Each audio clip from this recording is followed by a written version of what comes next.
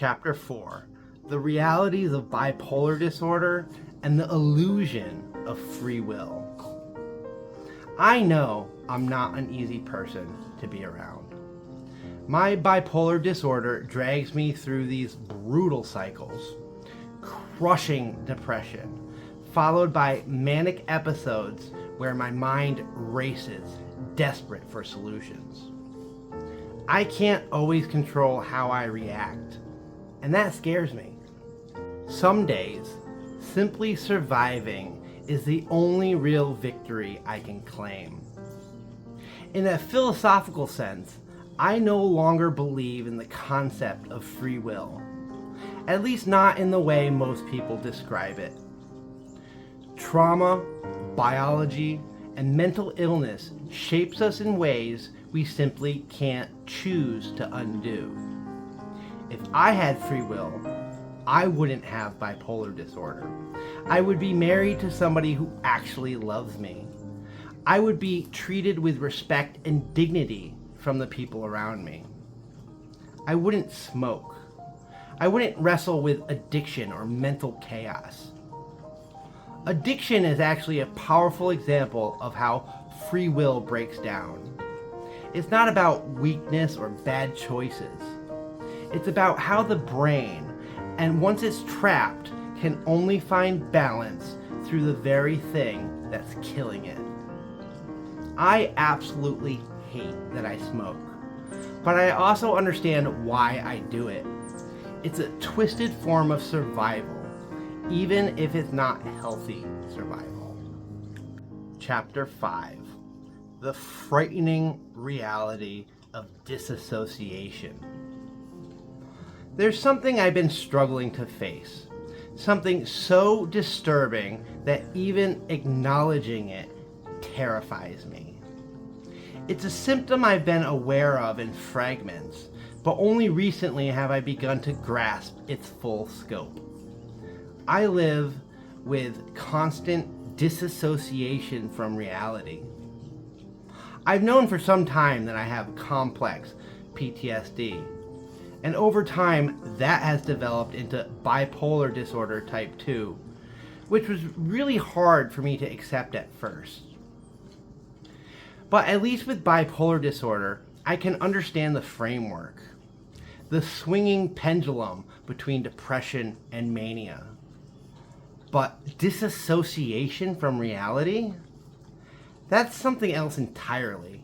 It's more confusing, it's more terrifying, and it's much harder to explain. Disassociation for me means that I spend an alarming portion of my life disconnected from reality, almost as if my mind leaves my body while I continue to function on autopilot. I can't even say for sure how often this happens. Maybe 25% of the time, maybe 50% of the time. It's hard to measure when the very nature of the symptom is forgetting that it happened. What I know is this: I can go through entire stretches of time doing things, saying things, living my life, only later to look back at my journals and realize I have no memory of it. And this is not a memory problem. My memory works fine when I am present.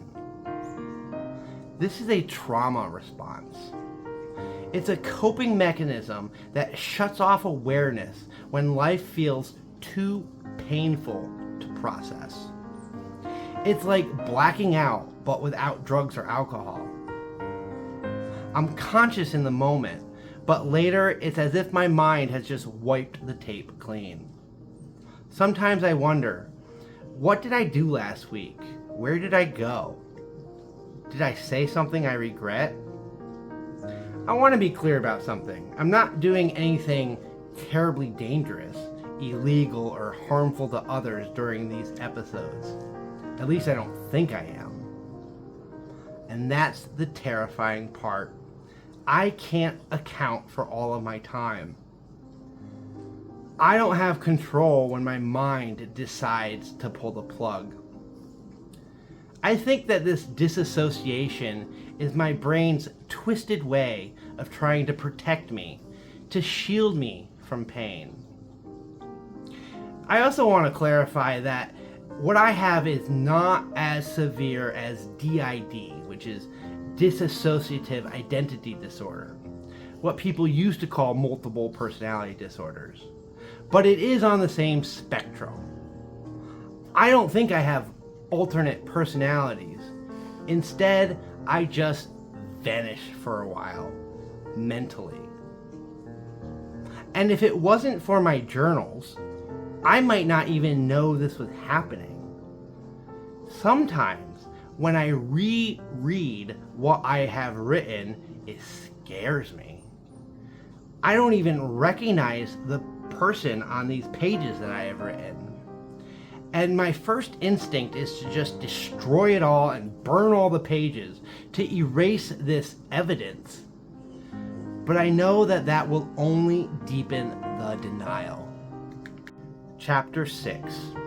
The erosion of trust and the untreatable nature. I talk a lot about how I don't feel loved, and disassociation has made this worse. If I can't even stay grounded in my own body, how am I supposed to connect with another human being? I don't trust anybody. Not my family, not my friends, the few that I have. I don't even trust myself. And without trust, love is impossible. Relationships are impossible. And so I've resigned myself to being alone. But that loneliness only feeds the disassociation. When you spend too much time in isolation, there's no one to reflect reality back to you, no one to pull you out when you start slipping. And there's no easy cure for what I have. Of course, sure, therapy can help, and medications can help dull the edges of bipolar disorder.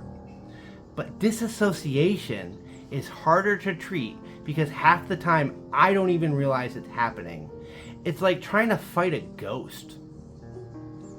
The only thing that might truly help would be real support.